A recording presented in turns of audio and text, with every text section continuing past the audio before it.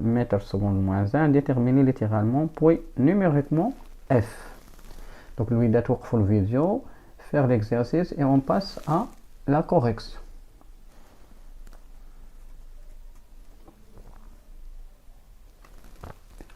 Donc on va faire les bilans des forces. Donc le leader donc AB est lisse, donc pas de frottement, alors que la force R, donc R dans ce cas est perpendiculaire à la trajectoire AB.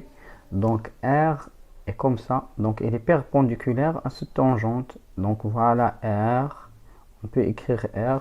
Donc le corps ou le mobile, il se met le point donc à R. Donc on va faire le bilan de force. Donc bien sûr, on va écrire système étudié. Donc système étudié, c'est le mobile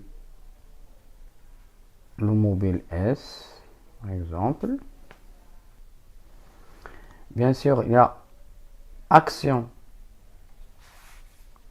du poids. Bien sûr, le poids du corps S. Et action, donc ça c'est P. Action du plan incliné AB. Du plan AB. Donc, on nomme CR. Donc, voilà le bilan des forces. Donc, système étudié, donc c'est le mobile S, action du poids et l'action du plan AB.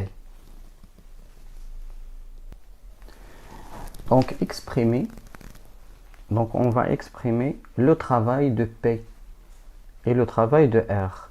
Donc, 2, le travail du poids P égale, donc c'est mg fois h. Tel que h, c'est quoi h? H, bien sûr, c'est, donc voilà h, donc c'est cette hauteur, voilà la hauteur ici, donc ça c'est h. Bien sûr, c'est quoi h dans ce cas? H, regardez, donc OM et H. Dans ce cas, c'est H égale, donc on a le cos de θ, c'est quoi? Donc voilà, le cos de θ. Le cos de θ, c'est H A sur OM. Donc A sur R. OM, c'est R. Donc A, c'est R fois cos θ. R cos θ.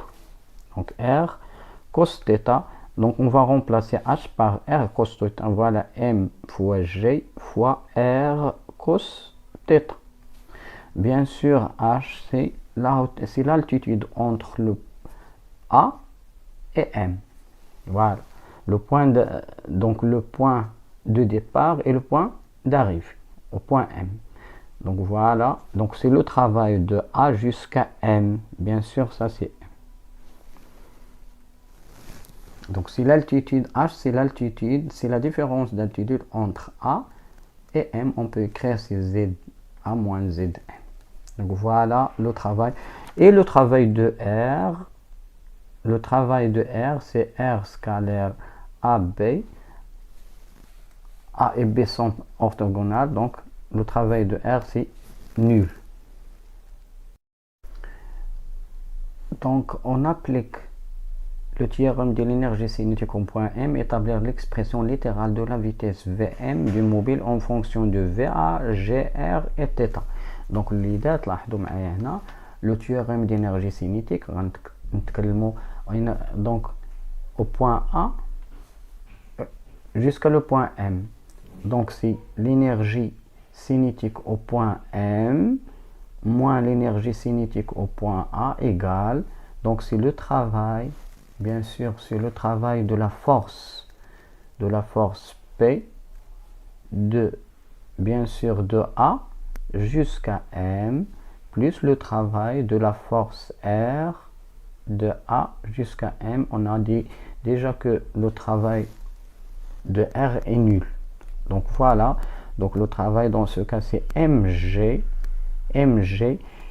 P, donc c'est R cos θ. Donc on a donc l'énergie cinétique. L'énergie cinétique au point M c'est 1 demi M fois V au point M au carré, moins 1 demi, donc énergie cinétique au point A, donc 1 demi la masse fois le carré de la vitesse au point A au carré. Donc avant d'écrire ça, donc il m'a dit de calculer l'énergie cinétique au point M en fonction de ça. Donc voilà l'énergie cinétique au point M égale, donc c'est l'énergie cinétique au point A plus donc le travail de P, donc mgr cos θ. Bien sûr l'énergie au point C, donc c'est 1 demi mva au carré plus mg fois r fois cos θ. Voilà l'expression de l'énergie cinétique au point M. Il y a l'expression, voilà. Donc presque 6,7, bien sûr, mètres secondes moins 1. Donc la dernière question, la portion BC rectiligne et horizontale est rugueuse. Les frottements peuvent être assimilés à une force F. Bien sûr, unique constante opposée du mouvement d'intensité. F, bien sûr, F c'est comme ça. Donc F, c'est, donc il est parallèle à BC et donc horizontal et de sens opposé du mouvement. Donc le mouvement de B vers C et F de C vers B. Voilà F, donc il se dirige vers B.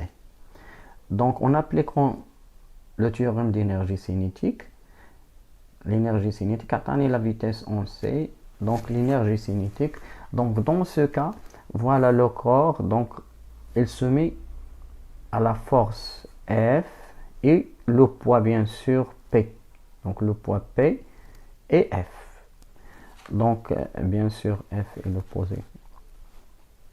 Donc voilà, donc l'énergie cinétique au point d'arrivée, donc c'est C, on sait bien sûr, moins l'énergie cinétique au point M, l'énergie cinétique égale le travail de la somme des travaux, donc les forces.